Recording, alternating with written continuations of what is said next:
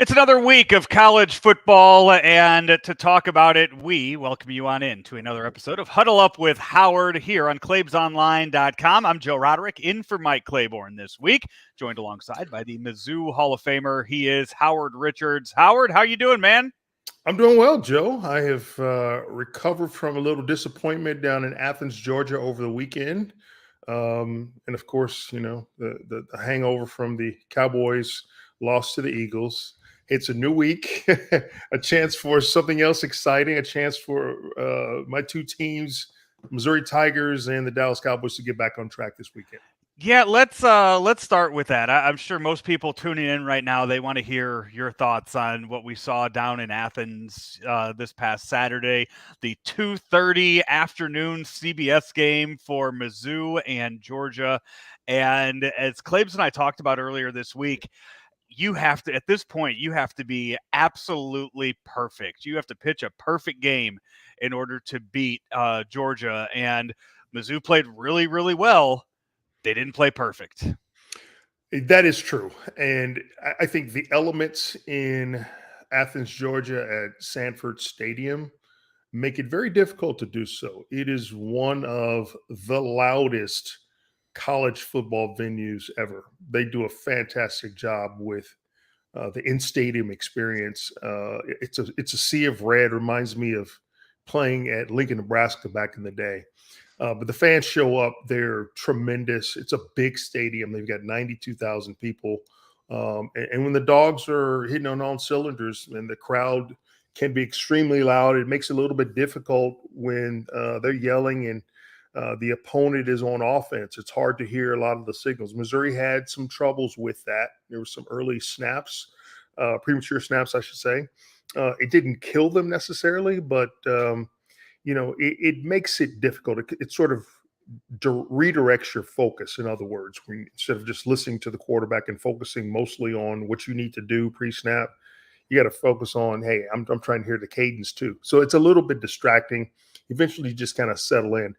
But Mizzou did a decent job of keeping that crowd pretty quiet, especially in the first half. It ended up as a 10-10 tie. And a few faux pas in the second half. That interception by Brady Cook, I'm not sure if his arm was just slightly grazed as he let the ball fly. It was a good disguised blitz. The actual blitzer just came underneath Xavier Delgado, who had pulled to his right to protect for another blitz. And just as he was going after the first blitzer, the second blitzer comes in underneath, and he's the one who ultimately hits Brady Cook as he's throwing the ball, which, forced the interception, the short arm, the interception.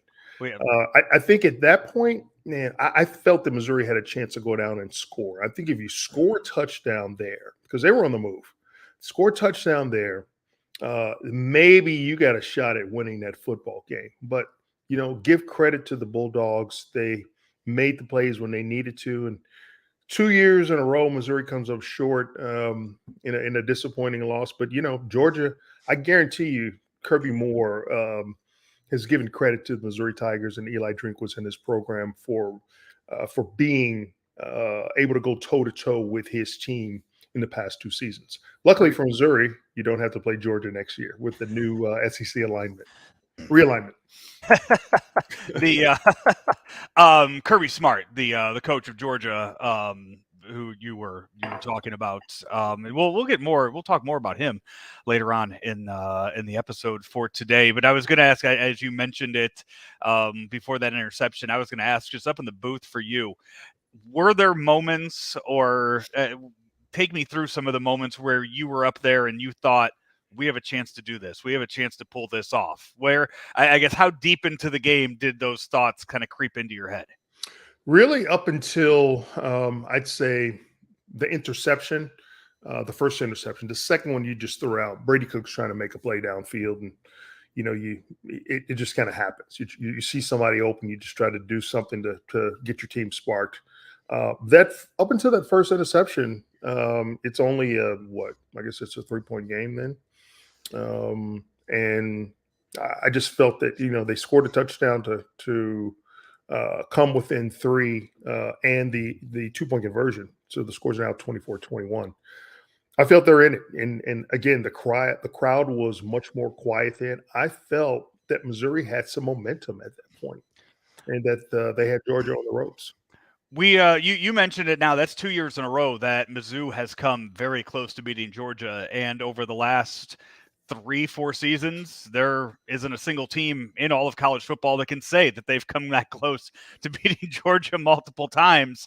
About 150 yards of rushing against Georgia too. That's really impressive that the Tigers were able to pull off this weekend. So, do you expect to see down the stretch here when Georgia plays some of these tougher opponents, whether it's in the conference championship game or in the college football playoff, are you going to see some sort of formula based off of what these teams are pulling from the Mizzou tapes and seeing that maybe Eli Drinkwitz does have some sort of something figured out as to how to beat these Bulldogs? If you smart scout, then you do take a look at what you do as a team, both offensively and defensively. And then you look at what other teams have done that have been successful against, your next opponent. And if you're able to incorporate those things, then to me, if you don't, then it's not necessarily smart football. A lot of times, things that work well against a particular team, you've either got a player or you've got a scheme that is able to exploit that particular weakness or whatever that tendency is that you see in a team, whether on offense or defense or special teams.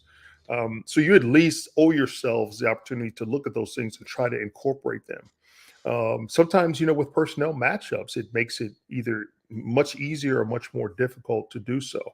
So even though necessarily on paper you may not think the teams match up well, but in different positions, you have those matchups. And Missouri was not at all intimidated or afraid at all going down to Athens to play. But as we know, again, this team has won 2 consecutive national championships, and there's a reason that they do that. They're very disciplined, very well coached, and they play well in their own home environment. It's always tough. They've won, I don't know, 23, 25, 26 straight games there or something like that. So they've got the formula figured out. In fact, Missouri, as you know, has not won there since it's been 10 years. 2013 was the last time that it won. They've played Georgia close in some of the games. Some of the games have gotten away from them, but they seem to match up and elevate their play based on, their opponent. Now, you got another tough opponent coming in this week into Fro in the Tennessee Volunteers. Tennessee right now is kind of in the, it controls its own destiny because they play Missouri, then play Georgia the following week. So Tennessee has got, probably a little more to play for. And they've got a really good running game and a solid defense. So it'll be a tough task for Missouri. Can the Tigers bounce back? I say they will. There's still so much to play for. Knowing that they were close playing the number 1 team in the nation, to me, that gives you more confidence as you go forward through the rest of your schedule. To win 10 games would be a spectacular achievement for this team. And that is where they have their sights set on, bringing more respectability back to the Missouri football program. So even though they're not playing for the East, at least not right now, the way it looks, you just play the games one at a time and let the rest of the the standings sort of work themselves out, because anything could happen. Not saying Georgia will lose, but they're not necessarily, at least by the scores of some of their games, they don't appear to be the same formidable team as they were last season. The game right now, a 1.5 point favorite for Tennessee going into Columbia this weekend. Tennessee coming off a 59-3 win in a non-conference game over UConn this past weekend. So Mizzou plays the number 1 team in the nation and plays them close. Tennessee hosts it's from it's not a Division I AA school, anything like that, but still they go and they blow out UConn. So going into a game like that, how do you kind of handicap those coming off those 2 very different opponents that these teams have just faced? Not sure what what there is to gain from playing a team like UConn, which is the team that Tennessee blew out this They were past probably a weekend. lot better when that game was scheduled. They probably Yeah, well, maybe. UConn is they not had high exactly a hopes. football. Not trying to disparage UConn's football program, but they're not exactly a powerhouse. Especially, playing. If you play them in a non-conference before your regular season starts, that's one thing. But during the middle of the season, towards the latter part of the season, I'm not sure you accomplish much. But for Missouri, it's still fresh. It's fresh in your mind. You played the best team in the nation. You came up a bit short. So for muscle memory, you remember the things that have gotten you to where you are. You're 7-2. You've been close, a couple plays away from turning the tides in those two losses. Now, again, with what you have set as goals, it's time for you to take that next step. And this is be a great opportunity, especially playing at home. Missouri has a lot to play for, if you will. Tennessee has hung at least 60 points on Missouri the last two games. And as a player, I'd be offended by that. I would feel as though we have to avenge that as a team, especially being a leader on this team. I definitely don't want them to hang 60 again. And I certainly don't want them to come into our own backyard and walk away with another win. Another 2:30 start time this Saturday for Mizzou and Tennessee. That game in Columbia coming up in just a few days. Let's take a break. When we come back, we will jump around the rest of the NCAA, talk about the biggest story going on in college football right now as well. You are watching and listening to Huddle Up with Howard right here on ClaibsOnline.com.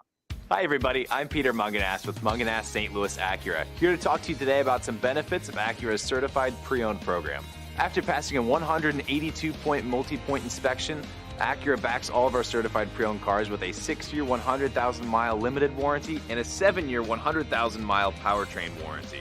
Munganast St. Louis Acura has new inventory arriving daily. Come on into Munganast St. Louis Acura today, meet our award-winning team, and find that perfect certified pre-owned Acura for you.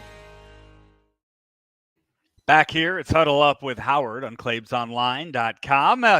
Howard, right now, biggest story in college football and probably the slowest moving story that I think we have seen over the past few weeks is the scandal going on with Michigan football, the cheating scandal, the sign stealing scandal. And now we're getting lawmakers involved with writing letters to the NCAA and trying to figure out where to go next with this. So as we sit here several weeks into this, I don't even know what to make of this situation anymore, because there is so much back and forth and it seems like little is being done. Unfortunately, we're all kind of stuck. It's like a big soap opera with the Wolverines. What we do know, at least what the latest is that there's an NCAA investigation ongoing. Michigan, I guess you could say, is self-investigating. It knows what's at stake. They've hired some big-time law firm out of Washington, D.C. It's going to help them through this process. The things that I've heard is that Michigan, at least there's no direct knowledge that Jim Harbaugh, the head coach, knew anything about the sign stealing things. Not to say that he doesn't, but there's no smoking gun, if you will, pointing the finger at him. That remains to be seen as the investigations advance. So we'll just have to all wait and see. I don't think it'll have any effect on what happens this season in the college football playoff, unless you get some breaking news that that exposes the whole scandal in and of itself. So I think they're safe to just be focused on football. But you wonder if it's going to be a distraction for this team through the month of November and as the bowl season approaches. I don't know. We'll see how it all plays out. You just wonder for Harbaugh if this is the end of the road for him at Michigan. If I had to lay bets on it, I'd say probably so. Because if it does end up the way it sort of appears that it would, that they're going to be found liable for cheating and recording those games illegally, then I can't imagine that your alumni and your university will want to continue with that black eye on the program. So more than likely, he will move on to an NFL team. As we both discussed before this show, it looks like the Chicago Bears might be a likely scenario for him to land as its next head coach. It doesn't appear as though Matt Eberflus will survive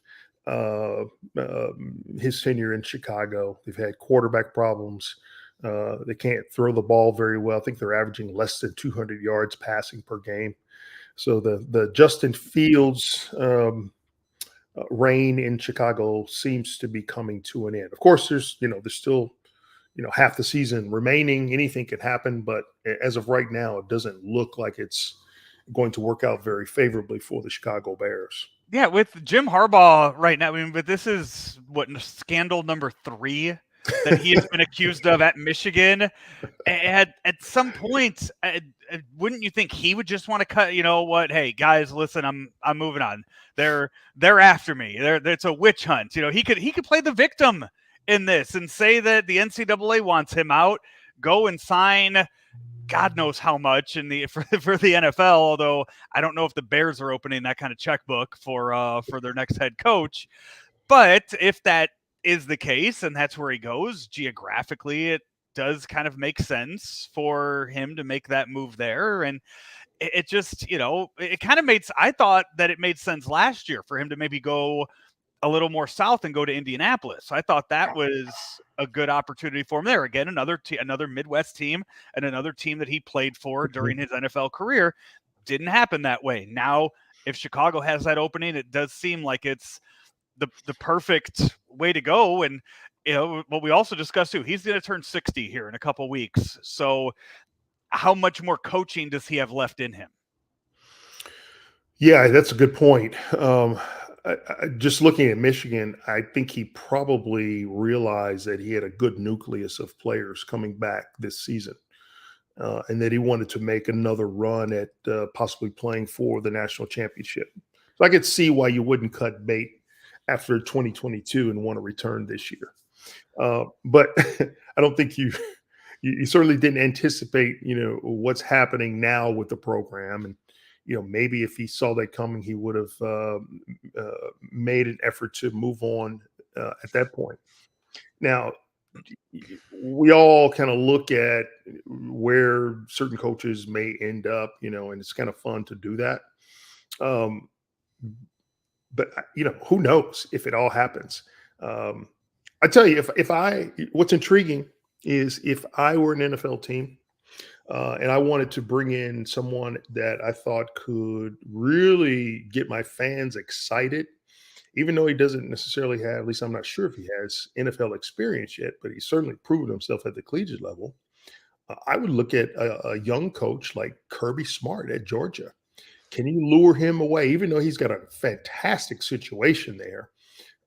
You wonder, though, what else he has left to play for. Certainly, this season, the national championship is still in play for Georgia, as long as they don't lose again. If you win 3, it's highly unlikely anyone else will come and certainly win 3, and especially not 3 consecutive ones. Then what do you have left to prove at the collegiate level?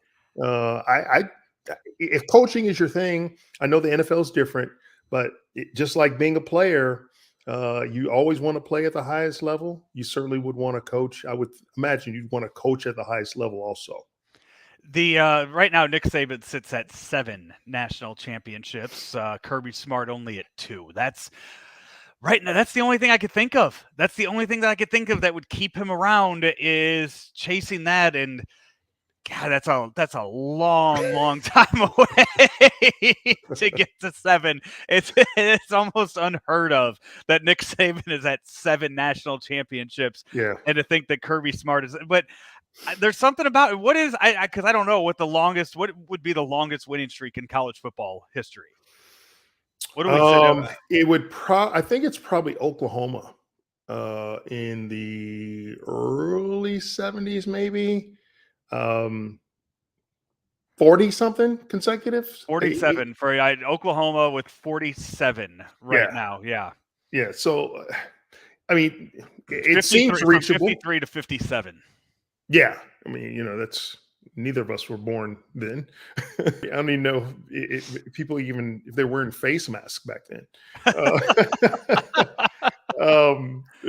So that's you figure if a record has stood this long. Wow. I mean, you're talking 70 years or so, right? Yeah. It's not likely to happen again with the way college football, I think, is set up.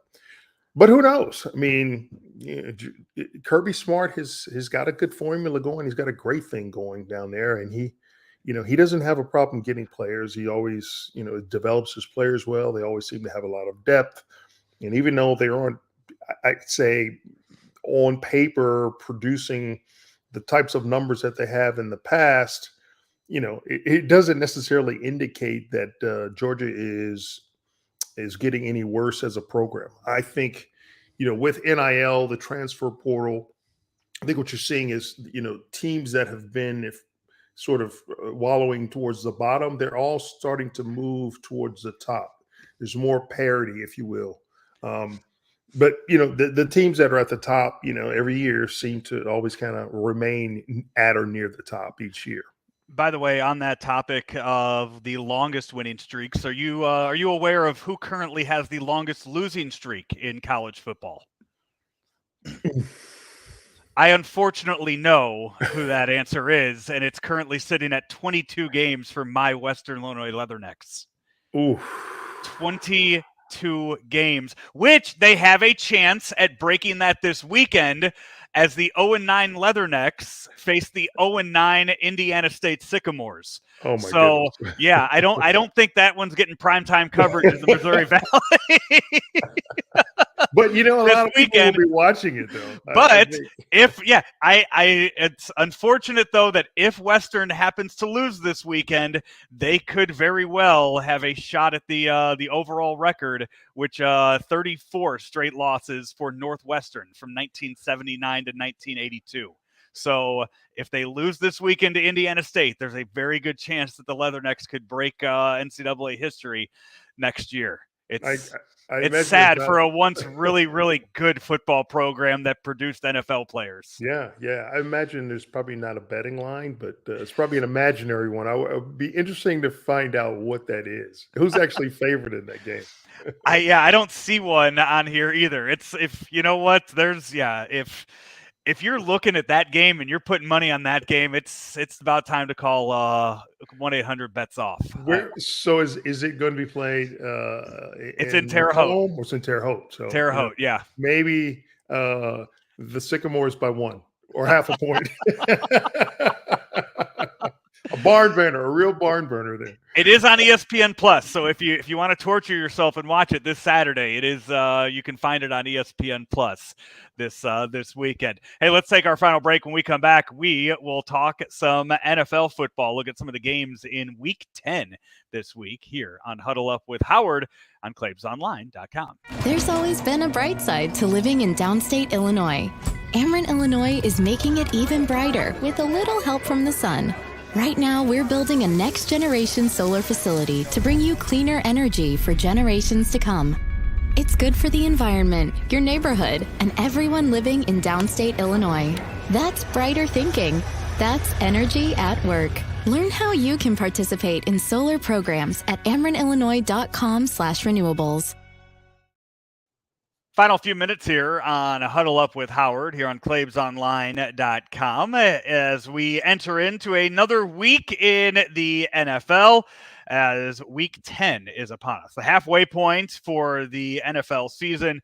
We who we have here? We have Chiefs and Dolphins and Eagles. So 3 of the top teams are on a bye this week. So a chance to kind of maybe spread around a little bit and see who some of the other contenders are around the league. Yeah, let's start with my team. Dallas plays the Giants. Cowboys get the Giants at home. They played the Giants pretty well at home, although Daniel Jones is likely not to start again. I don't know if there's been a final determination on his knee. I know initially the reports I heard is that they thought he may have had a torn ACL, but I haven't heard what I thought I read. I thought they said he's waiting for the swelling to go down to have the surgery. Same, yeah. So it is ACL.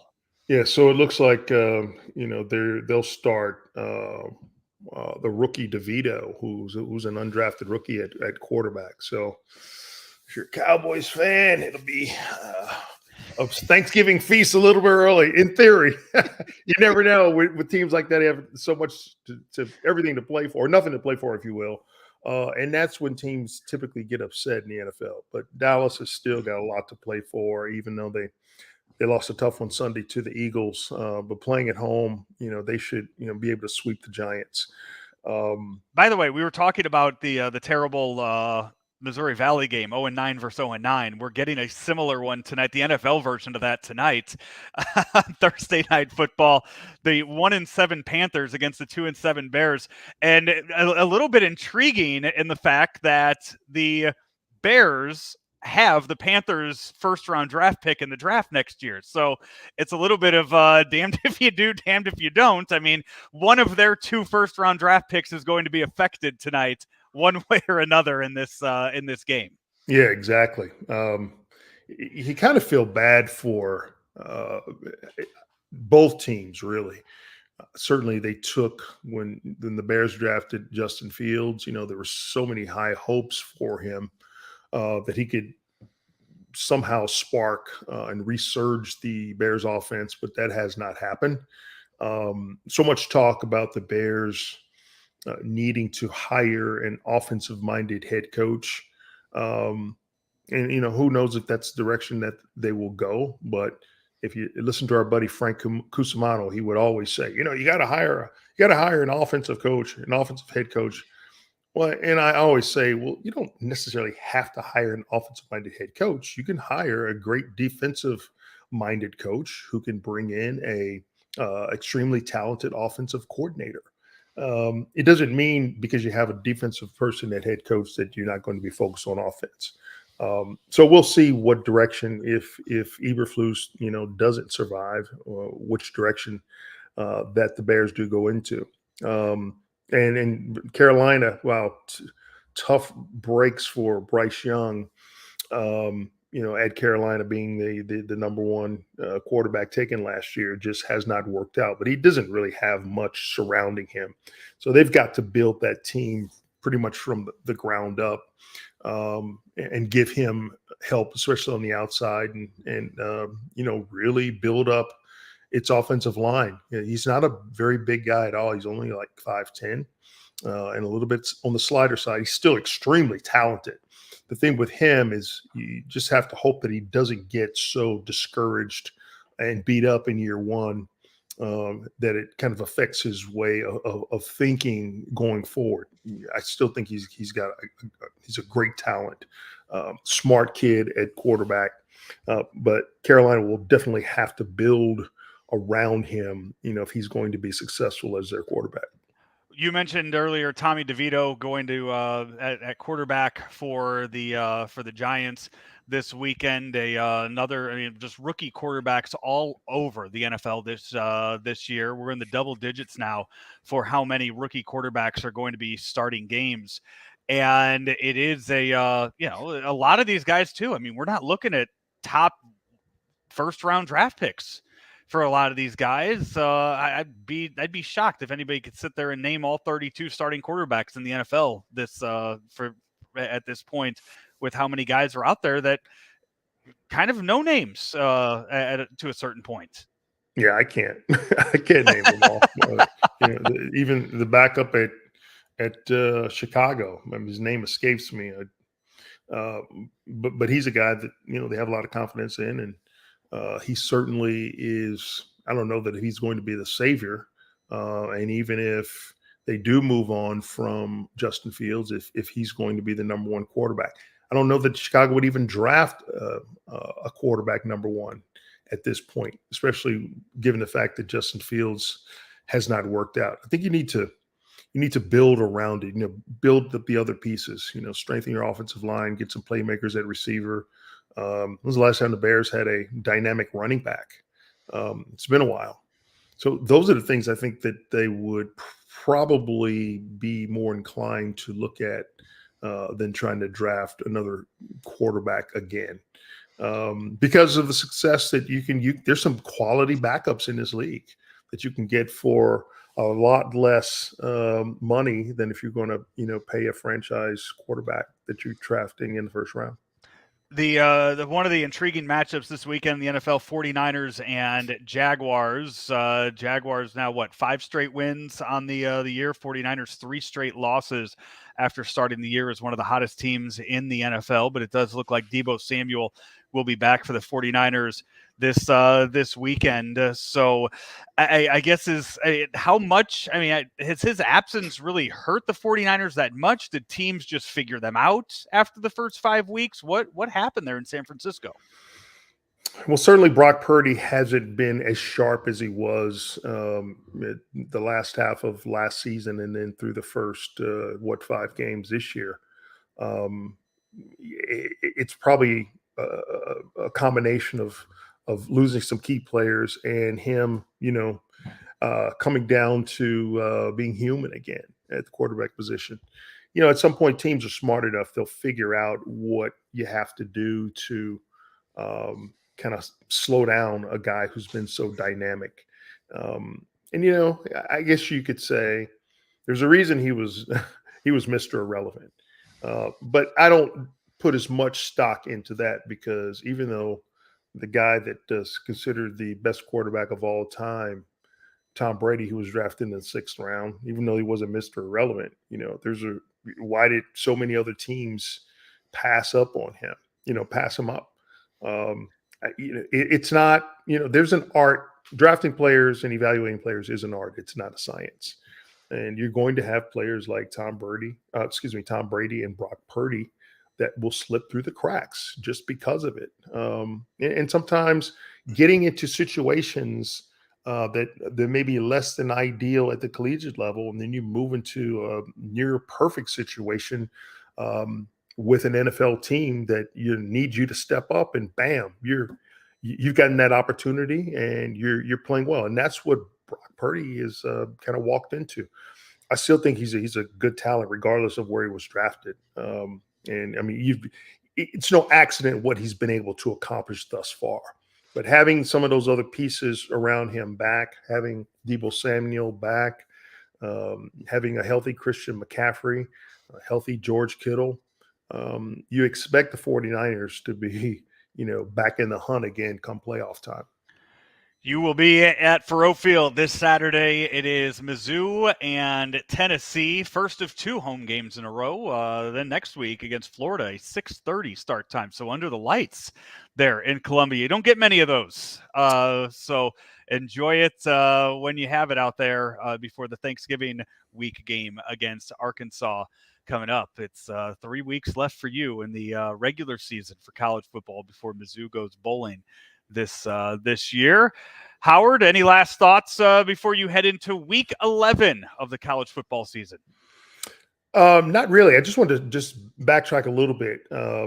There's a rookie quarterback playing at the Houston Texans that has kind of lit the world on fire. In fact, he's getting his name mentioned in the MVP talk, and we're talking about C.J. Stroud, former quarterback at Ohio State, who has thrown, I think, 14 or 15 touchdown passes with only 1 interception. That's impressive. That is highly impressive for a 500 team and a team that wasn't expected to do much at all, but he's been really good.